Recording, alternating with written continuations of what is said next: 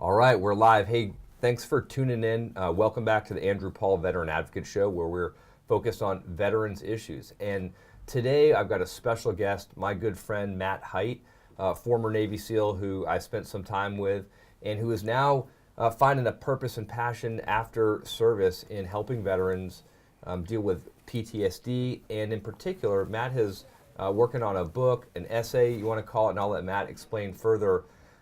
But the spiritual effects of warfare and how it intertwines with PTSD and what the spiritual effects are like. And so Matt and I got into this long conversation a couple of weeks ago because I was in combat. He knows what some of my history was. He was kind of wondering about that and what I had seen. And Matt is working with, we'll get into more, the Mighty Oaks Warriors Foundation and helping veterans deal with PTS or PTSD or stress or integration and things like that. So with that, Matt, my brother, thank you for joining us here today. Hey, good to see you, my friend. Great to see you, Andrew. Yeah, it's great to be back with you. It's been a long time. When was the last time we went bugging? It's been a couple of years. Matt and I would often find ourselves in the middle of the night in undisclosed locations around San Diego. Yes. Getting some lobster. Yes, we were. Yeah, I miss those days. Those were good. Yeah. Need to do that again. So real quick too, if you're just tuning in, again, this is a real big help for veterans who are maybe need some help with PTSD, experience warfare. So share this if you would, please. It will help. It'll help our veterans. So with that, Matt, tell me a little bit about your involvement with Mighty Oaks Warrior programs, and then we can get into what you've written. Okay, so of course I was in the Navy with you for many years in the SEAL teams, and I've been in the reserves for the last, half of my career, and I tend to be involved through my church in mission type activities and ministries and so forth. And I had a friend who was telling me about Mighty Oaks Warrior programs for years while I was in business school, and he wanted me to go to their program just to take a look at it and see if I want to get involved. And I was so busy in school I couldn't do it. But once I graduated in 2014, I went through the program and I saw just the incredible transformations that people were undergoing through this curriculum that Mighty Oaks has put together. And I quickly became an instructor for the program. I did, 10 or more cycles as an instructor, and I was nominated to be a member of the board of directors. And I'm currently the chairman of the advisory board for Mighty Oaks Foundation, which oversees all the various programs that Mighty Oaks puts on. Cool. So we got the website up here. It's www.mightyoaksprograms.org. And as I understand it, Matt, there's lots of programs that do what I'm about to say, but this is also a retreat, right? All expenses paid, guys go out there. How long? What kind of help do they get? And it's a ranch. Tell me about the location and Right. What kind of help they get there. Right, so it's a 6-day retreat, as you say. We do have a couple locations now. Our main location is in the Paso Robles area of kind of central California. We have just a spectacular 50,000 acre ranch that a very generous benefactor has allowed us to use for years and built us an amazing facility there. But in the 6-day program, we bring these guys up there. Many of them are active duty guys, some of them are veterans. And by the way, you can apply for the program through the website. That's where the application takes place.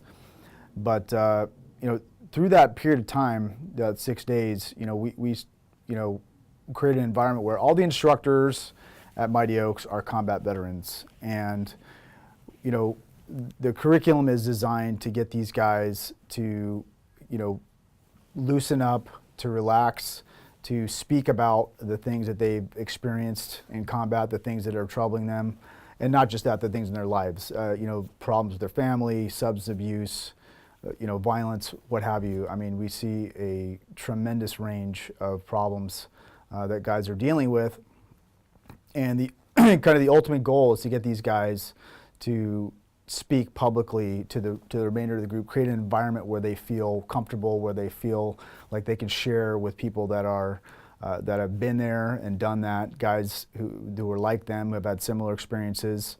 And so our goal as instructors is to kind of create that environment and teach these guys about the reality that PTS and moral injury are things that you can overcome and you can move on from. It's a Christian faith-based program, and we're very upfront about that, at the point of application, so that there's no mistaking what's going on here. And I don't think there's anything wrong with that, right? I mean, absolutely. Granted, No, I mean, some people are not spiritual or religious, but right. but this is centered around a spiritual core. Absolutely. Right? And so one of the things you said too, I think is really cool, Matt, is that there's you said that there's all the guys that work there and run there are combat veterans, right? Yes. I think that's huge, man. I mean, I can't tell you like how many times, the old joke, like, how many Vietnam veterans does it take to screw in a light bulb? And it's like, no, man, you weren't there. The old how many light bulb deal. Well, I mean, that's a joke, but it's based on a true deal, which is that, I don't. I mean, my wife will ask me about my experience. She said, "Why don't you ever tell me about this?" I'm not going to tell you about it. It's not for me to share with you, and I'm not even comfortable sharing it with anybody who couldn't possibly relate or understand what I experienced. And I think that veterans have that. I can tell you, I feel that way. Now, whether you served with me or near me, if you were in combat, I feel like I can sit down, we can grab a beer, we can just kick it around the fire and connect. We have a similar shared experience that just a civilian's just never going to get. Not that they couldn't empathize, but they just could not truly understand.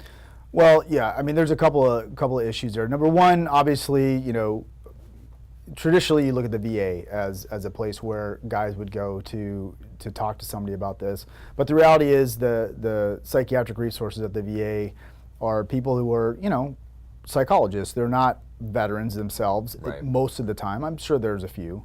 I know there are a few. But by and large, the majority of the practitioners there are not combat veterans. And whether it's right or it's wrong or it's good or it's bad, the reality is combat veterans believe, and I think truthfully, that their experience is unique and that it takes a certain level of perspective from the person that they're talking to in order to truly understand what they've done. And I will say this, that, we talk about post-traumatic stress as the main issue here, but in reality, I feel like there's another issue here that we've identified at Mighty Oaks, which I like to call moral injury. And moral injury is different from post-traumatic stress. Post-traumatic stress is an individually experienced biological phenomenon that is a mechanism that we were born with, that was part of our original design to protect us from dangerous situations. So a natural response to an unnatural situation. Correct. Is it right? absolutely? So your body, when your body is threatened, when it's under stress like this, it's in danger. Your body essentially makes like an ultra HD recording of that entire event. The sights, the sounds, the smells, the sensations, all of the aspects of those events are recorded essentially in your brain by the limbic system.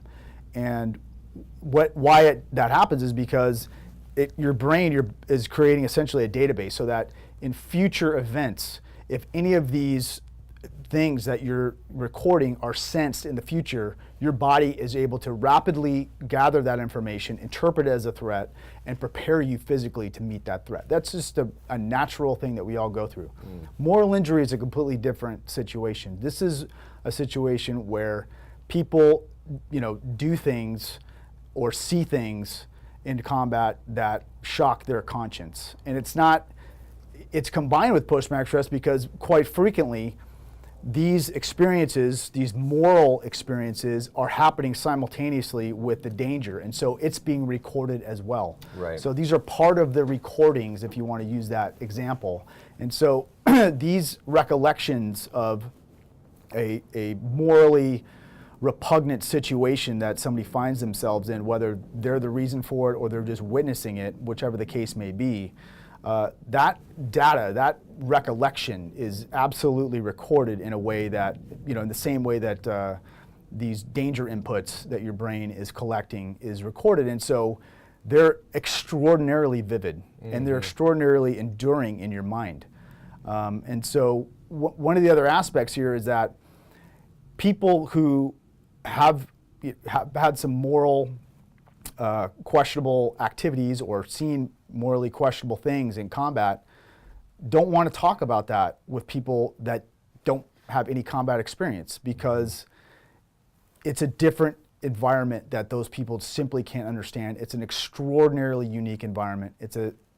Things happen in combat and war that happen nowhere else. Right. And so, it's understandable that people would have concerns about sharing things that they were thinking when they did something, or why they did something, or what they saw someone else do to a person that they don't feel like, they could trust, that understands, hey, you get it, Well, we've all been there kind of thing. And what happens overseas and in combat, what becomes sort of the new normal to survive, to defeat the enemy, and frankly, what is totally acceptable in a combat situation, you come back and you're thrust into a situation where the way you act, the way you spoke, the way you treated people, the way you handled threats and things like that, all of a sudden is taboo, right? It's like, correct. Like, you have anger issues. Actually, I was highly rewarded for my so-called anger issues, because it actually accomplished things on the battlefield, destroyed the enemy, saved the men and innocent people. All of a sudden, you're telling me that how I act and behave now is not acceptable. And I think that, so now, well, what else is not acceptable? Not just maybe how I respond to a perceived threat, or maybe if I was to share with you other realities of things that we did or saw or whatever, well, how are you going to judge me about that? So how can I possibly trust you with that information, right? Right. So all that to say, I think it's huge that Mighty Oaks program, the 6-day program that you can apply to go and check out, is led and run by your fellow combat veterans. So if you're just tuning in, or if you see this and you know a combat veteran who is struggling, and struggling doesn't have to mean like he's like curled up in a ball, and can't leave the house, although there is that. It could also just be somebody who's just trying to find their way. They're in a new line of work and they're not really sure how to fit in, and they're not making new friends real easily, and they're just not happy because the people that are around now just aren't like what they're used to. This is a great place for them to go check it out and get around some of their boys, some of their bros, people who's going to get them, understand them, and share, I don't know, is this even the right word, coping mechanisms, or ways to handle things, or ways to adapt. I mean, look, in the military we say you got to adapt and overcome. Well, this is just the next chapter. You got to adapt and overcome, and this is a tool to help you do that. How many people have gone through this Mighty Oaks program now? I think we're nearing 2,000 graduates now, and let me just say, and I mean, this is a dangerous thing to say because it could change at any moment, and we pray to God that it never does, but we have had nearly 2,000 graduates and 0 suicides amongst our alumni, and we're talking about an extraordinarily high-risk population that we're dealing with here. And so what we are doing is effective. It is working for people. And if you come to this program truly wanting to improve and get better and make real changes in your life, then you'll be able to do it. You will be able to do it. I can tell you that right now. We have changed so many lives through this, and that's really what drew me to the program initially, was seeing in such a short amount of time, I mean in days, people who were completely withdrawn, didn't want to talk to anybody, angry, brooding, isolating themselves, and then 3-4 days later, unburdening themselves of these things that they've been holding inside. And we hear this from our students all the time, that people will say, if my family knew what I had done over there, they would think I was a monster. And, maybe they're, at times, maybe they're sort of overstating that, but the reality is that's how people feel. And when you feel like that, you are going to lock down those feelings, those thoughts, those memories, and you're not going to share them. And if you don't share them, if you don't have a place to be in fellowship with other people, similar experiences, and to have an environment where you're mutually encouraging each other, then you're gonna, those feelings that you hold onto because you're so afraid of letting them go will eat you up inside, and they will cause these problems that people have. This is where the marital problems happen. This is where the substance abuse problems happen. This is where people start thinking about committing suicide, because they're holding on to all of these things that they feel like they can never tell another person, that no one will understand, and it burns inside them. It burns them, and they have to get it out. And we provide them a place a very structured, safe place where they can get out these feelings with people that are like them, fellow combat veterans who are being led by fellow combat veterans in an environment where it's this isn't a hugs and kisses situation. We're not, this isn't a hug a vet program. We are poking people in the chest and saying, hey, you have a legacy that you are leaving for your family right now. Whether it's a good legacy or a bad one, that decision is up to you. But take a look at your situation right now and ask yourself this question. If I was gone today, what would my legacy be to my family? Would my kids say, oh, my dad's really fun and he's a great guy and he loved us and cared for us? Or my dad was drunk all the time and he was yelling and screaming and getting in fights with my mom and he wrecked his car or whatever it is, right? So that legacy is yours. Everybody has it. It's up to you to leave a legacy for your family to be remembered by that is positive. And that your legacy, as bad as it is right now, could be changed very rapidly, and you could change who you are, how you approach these things, and leave a positive legacy for your life. And that's what we're trying to get these guys to be able to do. Yeah, that's awesome. So, so in combination with that, now you've put a lot of time now into writing. I mean, forgive me, it's not is it at book level or is it more essay? I mean, I don't know. You sent it to me. It's like 35 pages. So yeah, so it's more of kind of a booklet that, I think the plan would be to make it kind of a pocket size, kind of similar to the little free Bibles that you get, in the military, that kind of thing. So you can just, stuff in your pocket and have it with you. It's a very quick read. And what it is, I lay out sort of an equation essentially for what, total human wellness means. So total human wellness is a combination of the mind, the body, and the spirit. And when all those different aspects of an individual are in positive territory, then you're a well person overall. You're going to be a happier, content person if that situation is in effect. And what I did was to make a comparison between U.S. soldier, military forces, and our Islamic enemy, the jihadis, and on that basis. If we compared, in context, it's relevant to warfare and combat. So let's say on the mind variable, you're talking about education, mental toughness, access to intelligence information, these kind of things, right? On a variable like that, U.S. forces absolutely have an advantage over our enemy, right? And then you have, let's say, the body variable. So you're talking about, physical fitness, nutrition, access to medical care, access to supporting fighters like, close air support, artillery, tanks, and so forth. And that variable, I mean, we have an overwhelming over-dominance advantage. And our enemies, our Islamic enemies, know this. They know that they're never going to be, they don't have Stanford there. They don't have, the medical care that we have here. They don't have, they don't have trauma centers and yeah, surgery. they don't have A10s, all right? They don't have any of this, okay? And they're never going to have it, and they know they're not going to have it. But what they do have is the spiritual variable. And so broken down in a combat sort of context, we're talking about willingness to kill, willingness to die, their societal level support for what they're doing, their religious motivation, their recognition of the spiritual battle that they're engaging in. So on all of these metrics on the spiritual, they are absolutely blowing us out of the water. And you say, so what? Well, so what is that we've been at war with these people for 16, 17 years, whatever it is, and they're not ready to quit anytime soon. We're fighting them with massive advantages in these other two variables, and they have upped their game on the one variable where they have the advantage, and it has been enough to fight us essentially to a stalemate.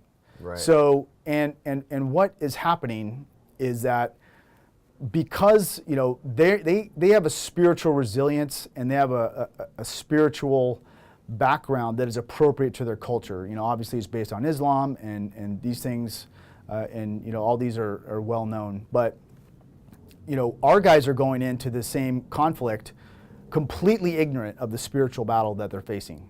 Although somewhere in the back of their mind, they realize that they're at a disadvantage. And how do they realize that? Well, because these guys are not, you want to compare willingness to kill. Okay, so yeah, is a Navy SEAL willing to shoot a guy on a battlefield? Sure he is, of course. Mujahideen are willing to shoot a baby. They're willing to set somebody on fire. They're willing to lop off somebody's head. They're willing to throw a gay person off of a building. Right. They're willing to do all kinds of stuff that we're not willing to do. So from that standpoint, the understanding that these people have this level of capacity and willingness to kill is something that is taken notice of. Yeah, on so some in other level. words, but it's also, I think, to a certain degree, again, no moral judgment here. Okay, we're not saying like what's right or wrong. Right. But I think the commentary is more about they have a spiritual strength behind them that justifies this behavior and gives them permission to fight in this way. Absolutely. And they're okay with that because they believe in their spiritual core because of their spiritual calling, right? They're backed by that. Their community backs them 100%. That's I right. mean, there's no question. So whether it's to throw a gay person off a roof, whether it's to shoot a baby or set someone you've captured on fire or drown them in a cage alive, these are all things that is justifiable to them. And by the way, not just justifiable, but like when they're done afterwards, they're like, good, we were just fighting for Allah, Right. And so no biggie. Whereas I think what you're finding through your research and what you've written about is that our guys come back and maybe it was justifiable in the moment, and I'm not talking about throwing gays off of roofs. I'm talking about just purely fighting. Let's just say the level to which we have have been willing to go in combat is justifiable in those moments. But then it's when you come back afterwards without the spiritual backing at home and perhaps the support of the community that begins to gnaw and to erode at your core spiritually, and you begin to question the things that you've done. What was temporarily acceptable is not long-term acceptable because you don't have the backing of a greater power that justified what your behavior was done at that time. I mean, not just that, but I mean, really, I mean, what happens is, and I know I've talked, and I'm sure you have this sense, is that when you see the barbarity and the brutality of this enemy, as an American, given our culture, given our upbringing, given who we are, and let's face facts, our culture, whether you're a Christian, you go to church or not, our culture, our laws, our everything about this country and the West generally is based on Judeo-Christian values. Now, that doesn't mean that people are all Christians, but I'm just saying that our culture is based on that. So Right. That's just the reality of the situation. Whether you subscribe to that religious belief or not, it doesn't matter. Your culture is based on it, period, end of story. Yeah, whether you realize it or not. Right. Even. so that's just the way it is. But the reality is, when you see people doing these things that are just absolute violations of what we as Western civilization would say, this is absolutely barbaric, it causes disgust, and that disgust leads to anger. That anger can lead to hatred, and that hatred can lead to vengeance. And when that happens on the battlefield, and you're stalking the battlefield now with a sense of vengeance, with a sense of hatred, with a sense of anger, and now you're on a mission, you're doing the operation, but you're also looking for a shot at times. Guys are looking to get payback. And of course, it's natural, right? I'm not criticizing people for this. This is a natural reaction. If you go into a situation like this, spiritually unaware of the implications of what you're facing, then when someone dies in your unit or you see some terrible atrocity on the battlefield, of course, you're gonna be shocked and it's gonna anger you and you're gonna react to that. And I like to tell a story. I tell a story in my writings about a team guy, a friend of ours, who told me about his very first target that he ever assaulted on his very first deployment in the teams. He was in Iraq. They were going through a house, him and his buddy, and they enter a room together. It's a dark room. They're sweeping the room with their weapons lights, and they alight this old man who's hiding behind a bed. And they're both holding on him, and just then, the old man reaches under the pillow. So at this point, from a rules of engagement standpoint, these guys are clear, absolutely 100% to take this shot because the thought is for sure he's reaching for a gun, right, which because happened many times. Exactly. So there's no doubt. Like clearly, there's a tremendous risk to you. You're absolutely obligated to address it.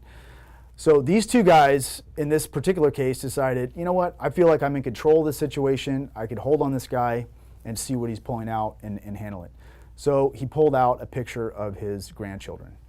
And of course they were relieved, that they didn't shoot this guy, and they certainly would have felt remorse had they done so, but they would have had, the reality that their intent was not to do something to just kill this guy. It was because, he made a furtive move in a very critical situation, and they were legally justified.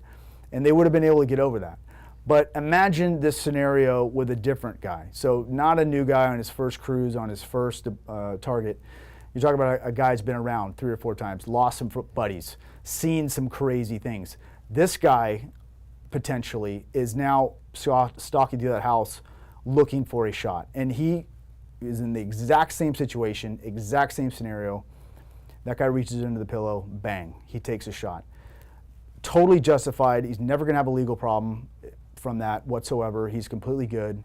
And probably in that moment and while he's on that cruise, he's probably not even going to have a problem with that shot. But down the road, okay, when you're not around a platoon, when you're not in the military anymore, when you're retired, when you're with your family, this is going to come back. And that guy's going to know, and no one else, but that guy's going to know that essentially he murdered that dude, and he knows that he did that.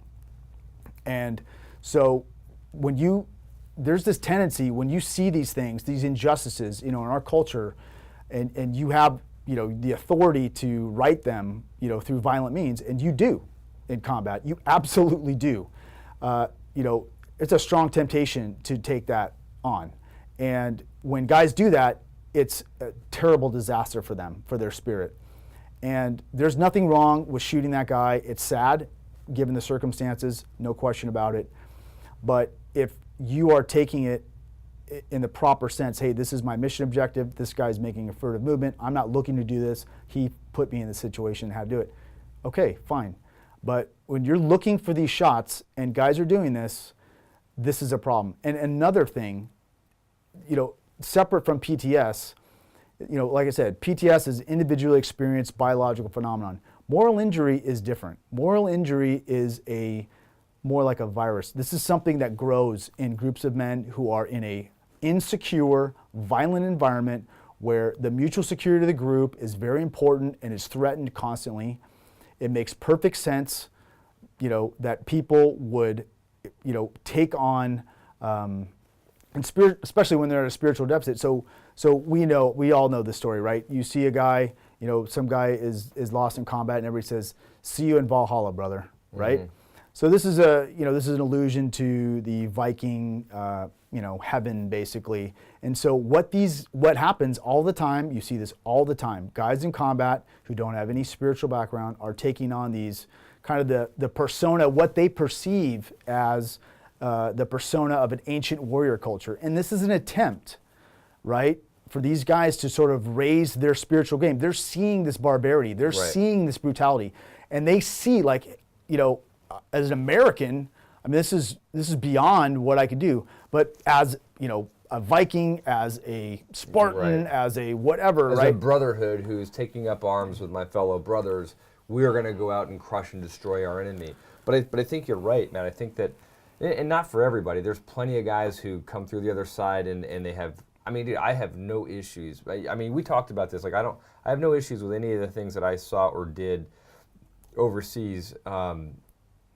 You would argue it's because I have a strong spiritual background, and you may be right. But I also don't have any regrets about any of that. I mean, there's no, like, I believe everything that I did was in the right. I was, anybody that we shot or killed or whatever, it was all based morally. It was morally acceptable. I don't have any issues. I mean, any issues that you could say that I have really just more have to do with the loss of my friends, that Sure. were killed over there. Sure. But nothing in terms of a moral hazard injury.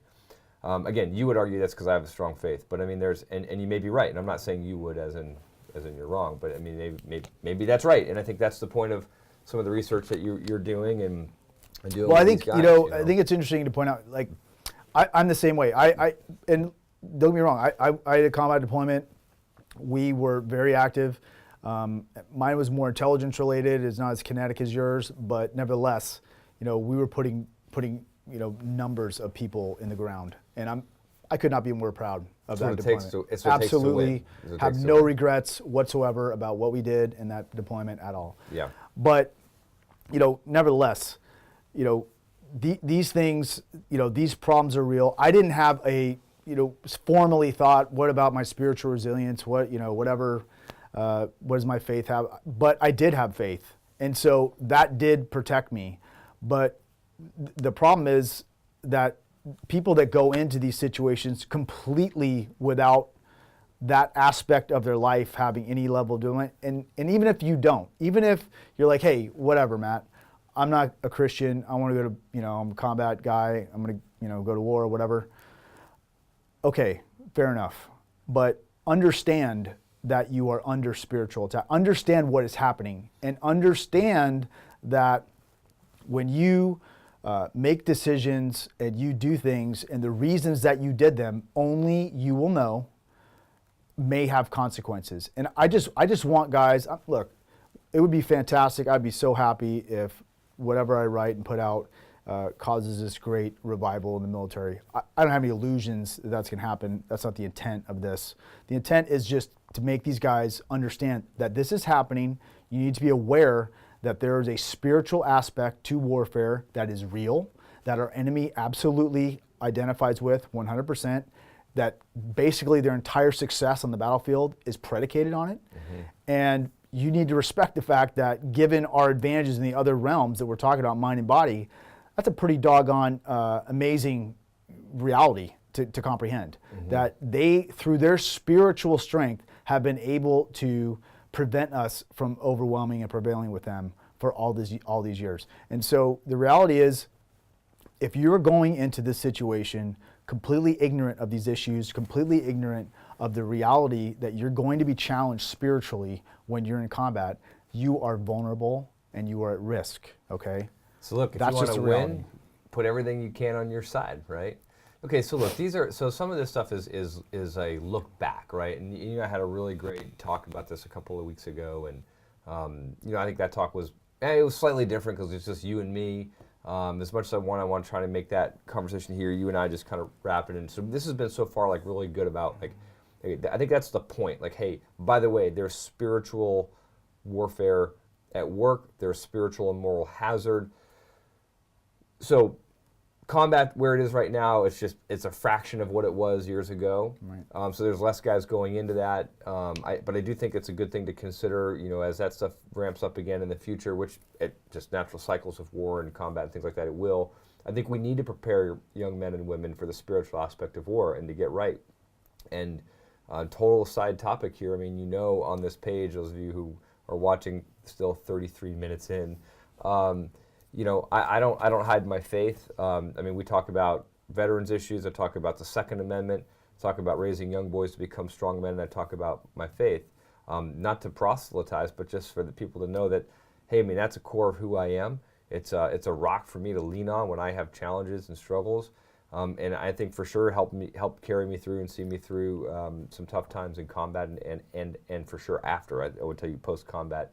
Post-active duty was some of the worst times of my life, much harder than combat. In fact, frankly, Matt, I loved combat. I loved deploying with my bros. Well, yeah, there's something about it, right? Yeah. You never feel a stronger sense of purpose. That's it. Right? You're absolutely 100% focused on what's happening, and it's hard not to be given the circumstances. And boy, when you are in a team close. And operating and things are, and you're doing your job and have this noble purpose. And this is the thing, this is a lot of what we do at Mighty Oaks, which is, when you are somebody who's been to combat and you have had a noble purpose like that, that's unusual. Most civilians, I don't think, ever reach that level of noble purpose in their life.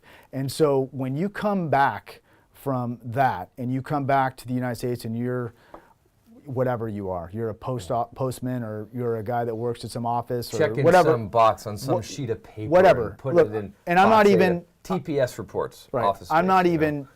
That's how it is. That's how life is here. You got to make money here. Yep. But the reality is the come down from having been at that level of significance and purpose in your life to what you are going to perceive as a massively lower level of purpose and significance is a super difficult transition for people to make. This is a huge part of all of the problems that we're having in the veteran world. This is something that we address at Mighty Oaks very intently because civilians just don't have this. They don't have this disparity in having this place where every decision that you're making literally is a life and death decision. They don't live like that. And good on them, right? That they don't have to live like that. As it should be. I mean, that's the point of our military. That's the point of those of us who have served is we go overseas and do that so that those who don't. This is not, I mean, sure, this may be interesting for civilians. This message today, Matt coming on here, and we got to wrap up in a couple minutes. We got to give up the studio here, but it's not for civilians. This is for our fellow warriors. This is for our fellow veterans. So this isn't like an advertisement to the civilian world. I mean, as much as it'd be great for you to understand it. Well, you can write a check. So civilians, if you want to write a check, yep. It's needed and much appreciated. Nice donate button right there on the MightyOaksPrograms.org website. I would just say, look, I mean, I certainly appreciate civilians who care deeply for our military and who want to make a difference and be involved. At the same time, like we said when we opened up this segment today, and I think a civilian would not be insulted by me saying this, obviously there's no way you can fully understand. Only a fellow veteran who's experienced that could really understand that. So this message today, y'all, this is for our bros, okay? This is for a resource for you, that if you're struggling with something as real, as down to earth as I can possibly be about this is a program for you, for our brothers, our sisters, for you to get healthy if you're not healthy. And people oftentimes, veterans oftentimes think, I'm healthy enough, I'm good enough, I won't apply. It's for somebody else who must be really much more fucked up than I am, excuse me, but screw that. Like, here's the deal. Like, if you have any loneliness whatsoever, if you have any apprehensions or thoughts, just come on, apply for the program, get connected to some people who are doing some great work. And let me take you one step further too, because look, let's take a look at our society right now as it's organized, right? To me, it's disturbing. I got to tell you, I look at the generation coming behind us and I think, you got to be kidding me that these people are going to be in charge of our country someday while I'm older. And the people who are the amazing, incredible leaders with all of the amazing life experiences, the leadership capabilities, the endurance, the mental toughness, all those aspects that you need to be a great leader that our country needs, that is all in our veteran community of that age category. And these people are, one way or the other, they're being pulled down by life, whether it's through the PTS, moral injury stuff, whether it's financial reasons or whatever. Mighty Oaks, we're trying to get these people back into the communities leading again. This is very important for our country to get these people. We don't want to just let the people who are trying to become our leaders in the future to become them because frankly they're turds. We need to get solid veteran leadership built up in this country at every level, not just government. I'm talking about community level. I'm talking about companies, nonprofits, charities, ministries, churches, whole nine yards. We need you. We need your leadership. We need your experience. We need your toughness. We need your perspective. We need all these things from you. You can't just check out on us and be like, hey, I did it. I'm done. No, you're not done. Keep going. We need you to step up your game and do something for this country. The country still needs you. Believe that. We need you. And if you haven't looked at it before, maybe consider that there's a moral hazard and there's a spiritual side to this for you to be open to. You want to win? Take a look at all the tools in the toolbox that might be that are at your disposal. So we got to wrap up for today. Matt, thanks for coming on. We will share more about Mighty Oaks Warrior Programs here on the Andrew Paul Veteran.Advocate page. And if you see it, just guys, share the information. It's a program that's for veterans. There's so many good ones out there. I'm just personally connected to this one through Matt. And Matt, at some point, let me know when your pamphlet is ready for publication so we can put that out. I really think it's going to be a great read for a veteran who's struggling in any way to consider it. And hey, maybe you're married to one. Maybe you'd like to understand your spouse a little bit better and maybe understand some ways in which you can communicate or understand why they're struggling. So, Matt, thanks so much, brother, for being on here today. Thank you, Jason Steyer, just for tuning in. Jason Steyer is a great friend of mine in Dallas, Texas, who is tuned in, made a few comments here. Just been, thank you for all you do for our veterans and supporting the veteran community, helping veterans transition.